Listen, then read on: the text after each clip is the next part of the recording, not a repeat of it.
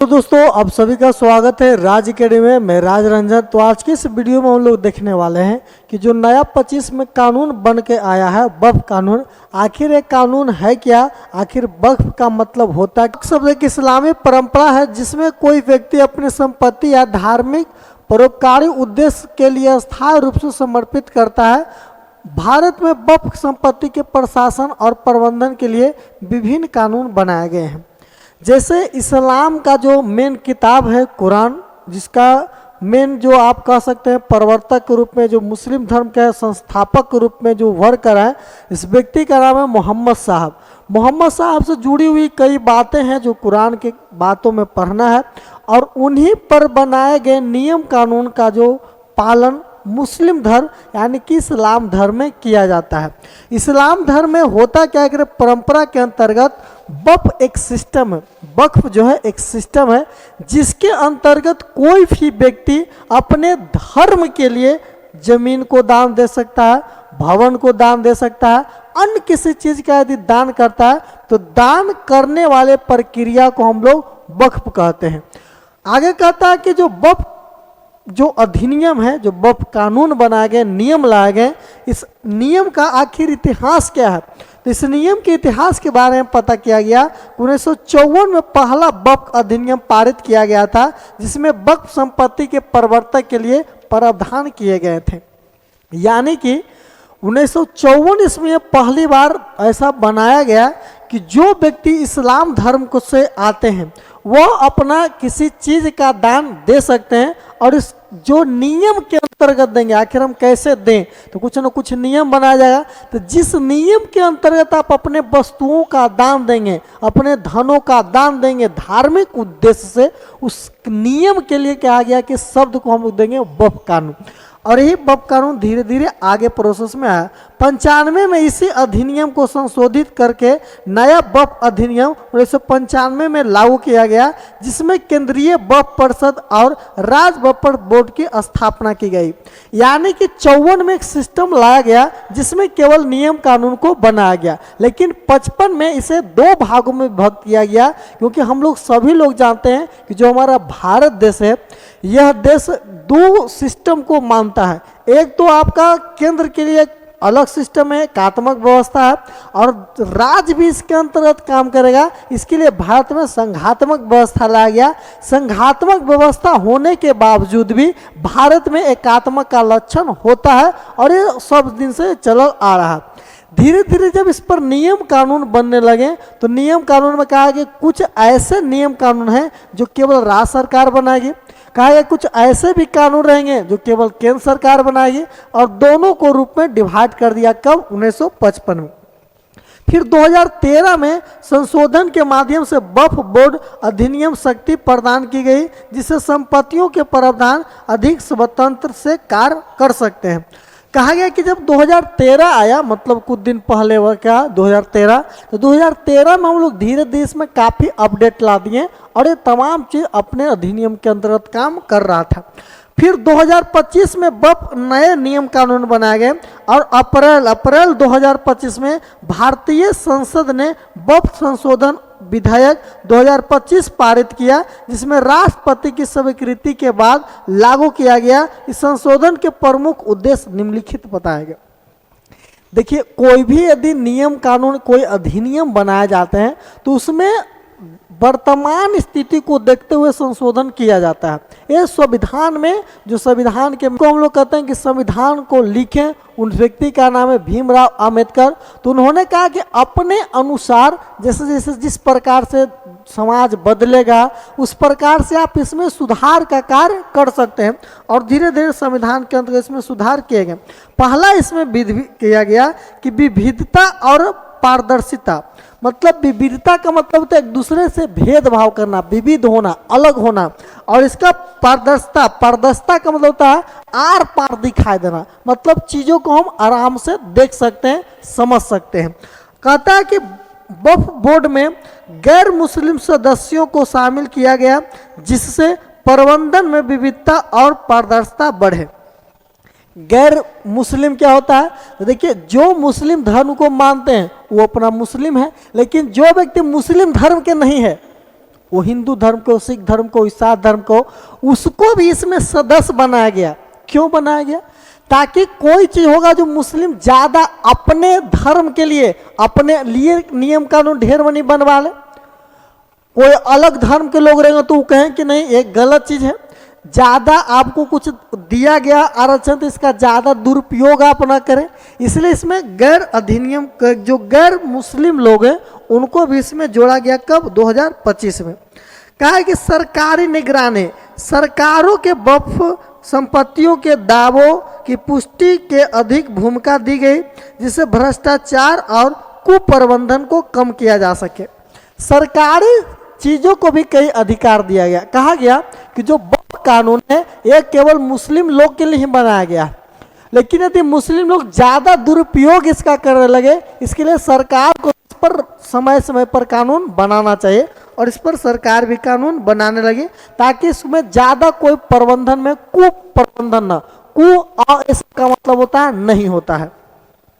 महिला सशक्तिकरण, केंद्रीय वक्फ परिषद में 2 महिला सदस्य को नियुक्त किया गया, अनिवार्य की गई है, जिससे मुस्लिम महिलाओं को, विशेषकर विधवा और शादीशुदा जो तलाक की महिलाएं हैं, उनको सामाजिक, आर्थिक और हर स्थिति से हम लोग सहायता दे सके।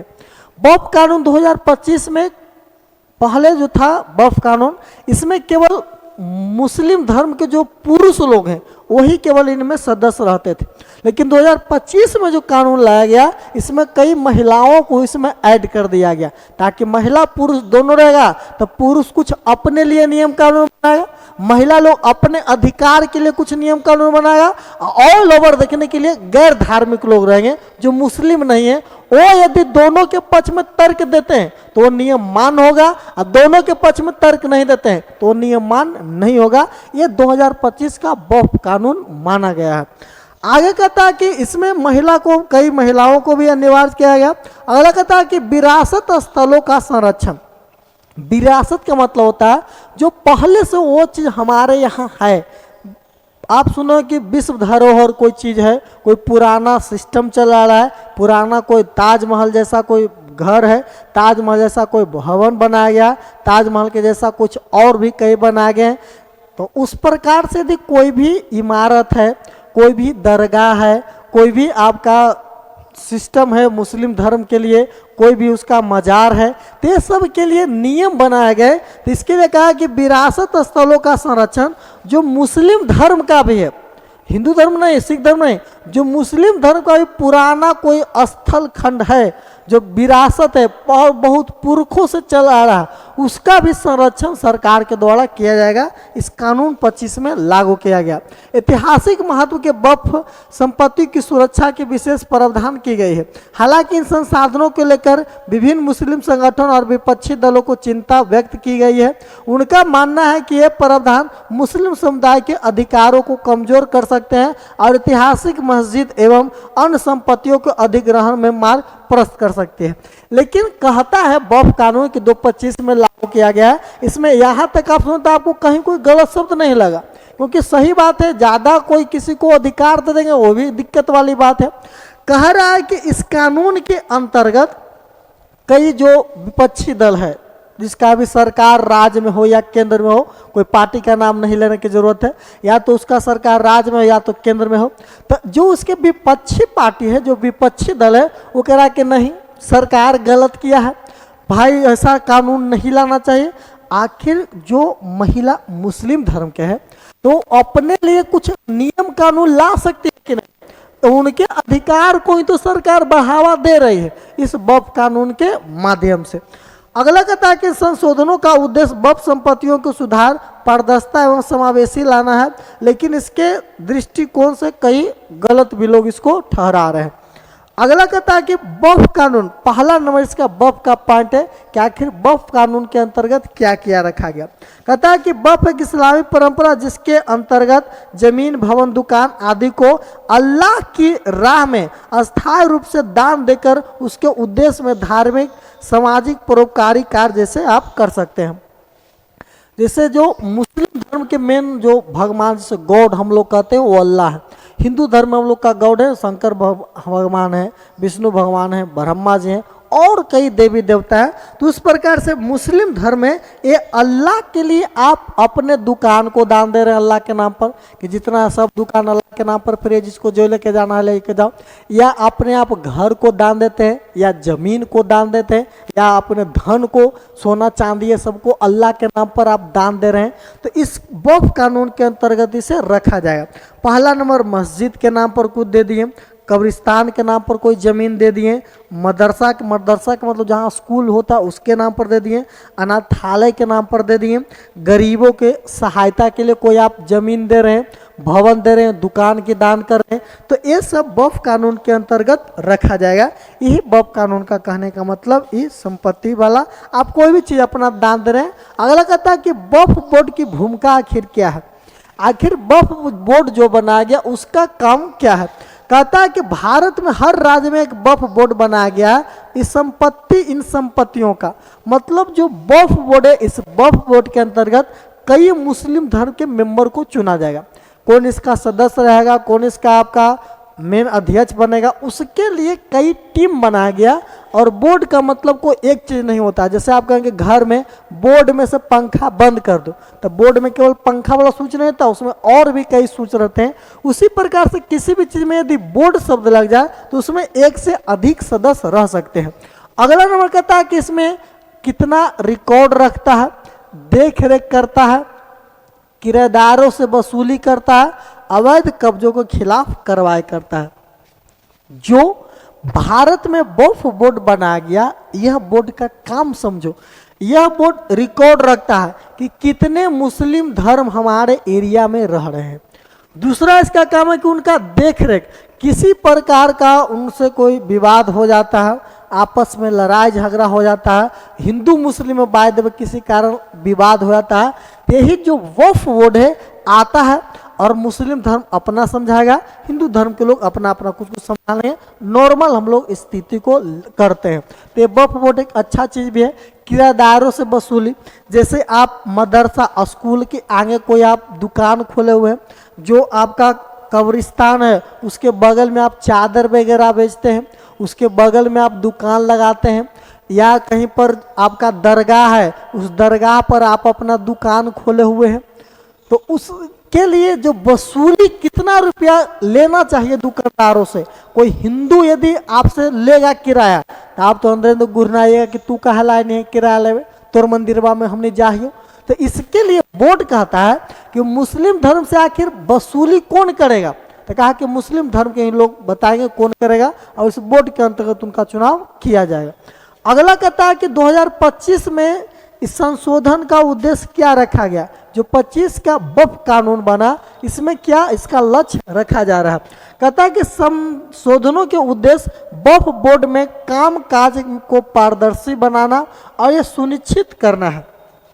2025 का वक्फ कानून बनाया गया। इस कानून में ऐसा लक्ष्य रखा गया कि कोई भी व्यक्ति वक्फ बोर्ड का यदि सदस्य है, या वक्फ बोर्ड के अंतर्गत कितने लोग आते हैं, कितना सदस्य है, कितना कहाँ से किराया वसूली किया जा रहा है, तमाम चीज को सरकार को आपको डेटा देना होगा।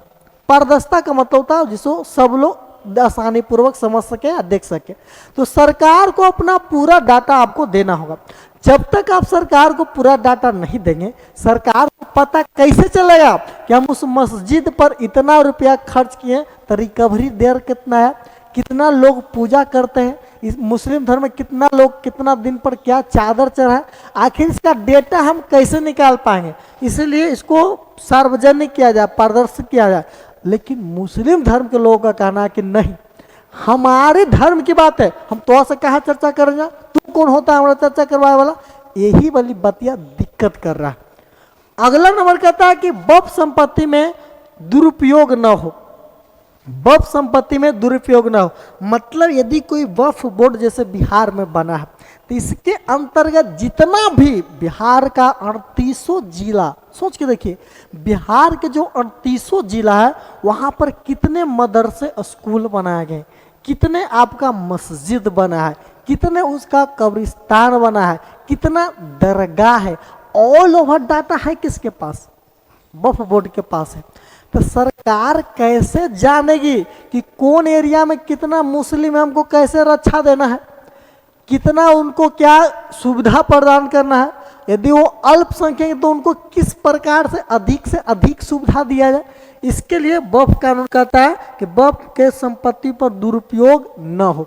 अगला कहता है कि अवैध कब्जे पर रोक लगाया जाए। जैसे आप देखते हो कि जिस एरिया में मुस्लिम वर्ग रहते हैं तो अपना भाई को कब्रिस्तान या कोई एरिया को कर देते हैं कि यहाँ पर केवल मुस्लिम धर्म के ही लोग रहें। अच्छा, धीरे धीरे उन कुछ जमीन खरीदे तो अगल बगल वाला जमीन भी लपेट दिए और अगल बगल वाला जमीन भी लपेट दिए।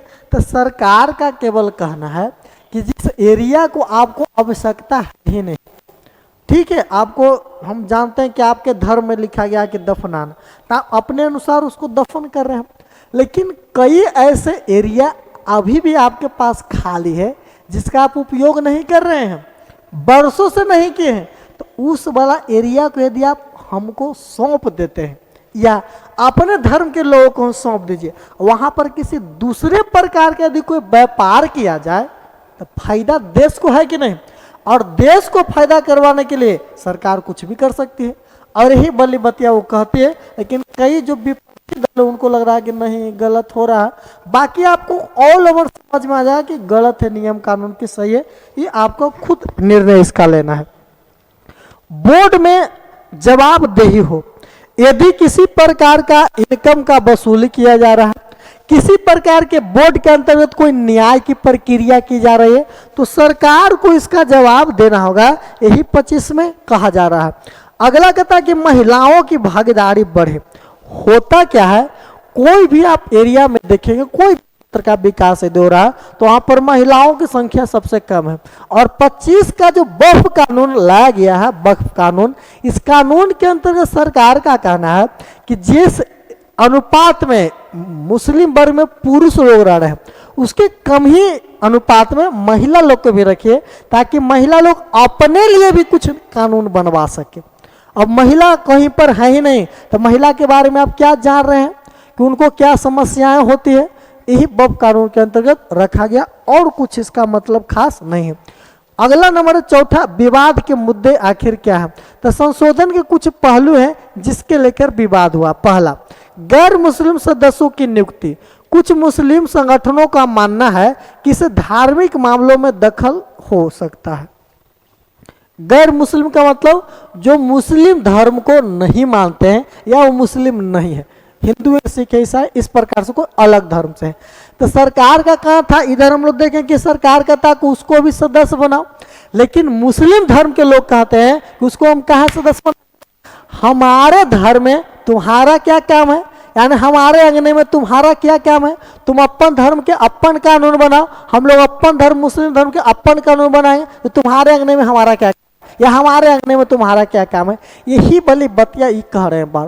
लेकिन सरकार का कहना है कि यदि आप अपने कानून को खुद अपने धर्म के लोगों के साथ बनाइएगा तो उसमें हो सकता है कि आप किसी चीज पर खास फोकस कर देंगे, सरकार से उसका एक तरफा मांग कर देंगे जो शायद सरकार न दे पाए। तो इसके लिए गैर मुस्लिम को भी सदस्य आप रखिए, वो भी कहे कि नहीं चलो ठीक है, समाज में जीने के लिए इतना जरूरत है तो आपको वो चीज दिया जाएगा, और वो भी कहे कि नहीं आप लेकिन जबरदस्ती कहें कि जिंदाबाद मुर्दाबाद देवे करो, तो ये विवादित सिस्टम है। इसके लिए आपको गैर मुस्लिम को सदस्य बनाना हो। अगला कहता है सरकारी हस्तक्षेप। यह डर है कि सरकार वक्फ संपत्तियों के विकास परियोजना के नाम पर अधिग्रहित कर सकती है। मुस्लिम धर्म के लोगों का कहना है कि सरकारी हस्तक्षेप यदि हम लोग अपने कानून में कर लेंगे तो सरकार पूरा घूमेगी, देखिए कि कहाँ कहाँ जमीन खाली है मुस्लिम धर्म वाला, और वहाँ पर कोई सरकारी भवन बनवा देगी, पंचायत भवन ब्लॉक बना देगी, हॉस्पिटल बना देगी। तो ये हमारे धर्म के खिलाफ है, क्योंकि हमारे धर्म को नाम पर जमीन तो आप कुछ नहीं कर सकते हैं। क्योंकि सरकार का कहना है कि यदि वो जमीन बरसों से खाली है तो आप उस एरिया को हमको दे दीजिए। हो सकता है कि उस एरिया में किसी प्रकार कोई फैक्ट्री या किसी प्रकार को उद्योग लगाने पर उस एरिया का डेवलपमेंट अधिक हो सके। बाद में आपको लगा कि भाई आपको जमीन दे दिए थे, आपको जमीन हमरा चाहिए, अब हमको जरूरत है, तो सरकार अलग जगह पर आपको जमीन दिला देगी। लेकिन यही वाली बतिया सरकार समझाना चाह रही है जिसको सभी लोगों को समझने की कोशिश करना है। प्रॉपर्टी रजिस्ट्रेशन की अधिवक्ता कहता है कि अब वक्फ कानून संपत्ति के विशेष पोर्टल पंजीकृत करना जरूरी होगा, इससे प्रॉपर्टी विवादों में बढ़ोतरी की आशंका है। जितने भी मुस्लिम धर्म के पास जमीन है और किसी प्रकार का इनकम का स्रोत है, सब सरकार को सौंपना होगा किस प्रकार से हमारा इनकम आता है, और यही वक्फ कानून में रखा गया है। 5वां नंबर है कि डिजिटल वक्फ पोर्टल की शुरुआत। कहता है कि आजकल डिजिटल वक्फ पोर्टल भी बना दिया है सरकार ने। गूगल पर आप सर्च करेगा वहां पर ये चीज मिल जाएगा, और उसमें आपको कहना है सरकार ने डिजिटल वक्फ मैनेजमेंट सिस्टम लॉन्च किया है, जिसमें वक्फ संपत्तियों की ऑनलाइन सूची देना होगा। जितना वक्फ बोर्ड के अंतर्गत कोई भी संपत्ति, कोई भी सिस्टम है, सबको ऑनलाइन सरकार को सौंपना होगा कि आप कहाँ कहाँ क्या चीज रखे हुए हैं। किराएदारों की जानकारी, यदि आपके मदरसे में या आपके दरगाह पर या आपके मस्जिद पर कितने लोगों को आपने रेंट दिया, जैसे आप देखेंगे जेनविन महावीर मंदिर ही पटना में है, तो महावीर मंदिर के अगर वो फूल वगैरह बेच रहा है तो उससे जितना टैक्स ले रहा होगा सब महावीर मंदिर के कोई अध्यक्ष ले रहे होंगे। उसी प्रकार से कोई यदि मस्जिद है या कोई अन्य चीज है तो उससे जो टैक्स आ रहा है वो कोई आप खास लोग ले रहे हैं, और वह सभी लोग बोर्ड से जुड़े हुए हैं, वक्फ जो बोर्ड है उससे आप जुड़े हुए हैं, तो आपको पूरा इसकी जानकारी सरकार को देना होगा। शिकायत दर्ज कराने की सुविधा, यदि किसी को लगता है कि नहीं ये गलत हमारे साथ हुआ है तो इस पोर्टल पर वो व्यक्ति अपना शिकायत भी कर सकता है। अगला कहता है इसमें पारदर्शिता में वृद्धि होने की कई उम्मीदें, और सरकार कहता है कि एक बढ़िया कानून है, आप इसको मान लीजिए। अगला नंबर है अंतर्राष्ट्रीय दृष्टिकोण। इसका विश्व लेवल पर क्या दृष्टिकोण देखने का नजरिया है, तो दुनिया के कई इस्लामी देशों ने वक्फ संपत्तियों को संरक्षित रखने के लिए आधुनिक प्रबंधन प्रणाली है। भारत में यह कदम उसी दिशा में उठाया गया, यानी कि विश्व लेवल पर इसकी अच्छी फोकस की गई है कि विश्व लेवल में एक अच्छा माना जाता है। विश्व के कई देशों में ये चीज लागू पहले से है। का आपका पिन कोड दिया गया है, संपर्क के लिए कुछ नंबर दिए गए हैं, ईमेल आईडी वगैरह दिए गए, इसका वेबसाइट बनाया गया। बिहार राज्य में वक्फ बोर्ड जो है एक शिया वर्ग के लिए वर्क करती है, और इसका एक प्रमुख कुछ बातें हैं। प्रमुख वक्फ संपत्ति बिहार में राज्य सुन्नी बोर्ड, इस सुन्नी बोर्ड में क्या क्या सिस्टम है इसके बारे में हम थोड़ा बहुत देखें। कहता है कि अंजुमन इस्लामिया हॉल पटना, हजरत सैयद अली पीर मुराद शाह मजार पटना, बाबा मखदूम शाह अंजीर पीर पटना। बिहार राज्य में शिया वर्ग वक्फ बोर्ड, यहाँ सुन्नी वर्ग है और इधर कौन वर्ग है, शिया वर्ग। मतलब जो दो भागों में बांटे, तो सुन्नी वर्ग के लिए ये बोर्ड का बना है, और शिया वर्ग के लिए बोर्ड यहाँ है। पहला बोर्ड है आपका बादशाह नवाब वक्फ एस्टेट पटना सिटी में है। सुगरा बेगम वक्फ एस्टेट मुजफ्फरपुर में है। इमाम बाड़ा सागी दलान वक्फ एस्टेट पटना सिटी में है। इस प्रमुख कुछ संपत्तियां जो बिहार सरकार के, पहला हम लोग देखें सुन्नी वर्ग, ये सेम टू सेम आपको इधर दिया गया है। ये सब चीज वही वाला बात है। कहता है कि बिहार राज्य में शिया वक्फ बोर्ड, ये वाला उसको धर्म लोग समझे। वक्फ बोर्ड में कुछ जानकारी प्राप्त दिया गया है। पहला, वक्फ प्रणाली को ऑफ इंडिया, यह एक प्रकार का ऑनलाइन पोर्टल है जहां आप वक्फ संपत्तियों की जानकारी प्राप्त कर सकते हैं कि आपके एरिया के वक्फ बोर्ड में कितनी की संपत्ति हमारी है। अगला हम कहता है कि वक्फ संपत्तियों के विकास और संरक्षण। बिहार राज्य में वक्फ बोर्ड विभिन्न योजनाओं के माध्यम से वक्फ संपत्तियों के विकास और संरक्षण के लिए कार्यरत है। यदि आपको किसी वक्फ संपत्ति के संबंधित प्रश्न का सुझाव चाहिए तो आप वक्फ बोर्ड पर संपर्क कर सकते हैं। जैसे हम लोग बाद में बिहार में आते हैं तो बिहार राज्य में कुछ का बोर्ड होगा, शिया वर्ग के लिए अलग है, सुन्नी वर्ग के लिए अलग है। हम लोग इधर देखें, आखिर शिया वर्ग के पास कितनी संपत्ति है, सुन्नी वर्ग के पास कितनी संपत्ति है, इसकी जानकारी के लिए आप वक्फ बोर्ड संपत्ति विकास जो संरक्षण है यहाँ पर आसानी से आप उसको देख सकते हैं। इस वीडियो में हम लोग देखें कि जो वक्फ कानून संशोधन बिल 2025 आया है, इसका मतलब क्या है और ये क्यों लाया गया है, इसकी तमाम जानकारी हम लोग देखें।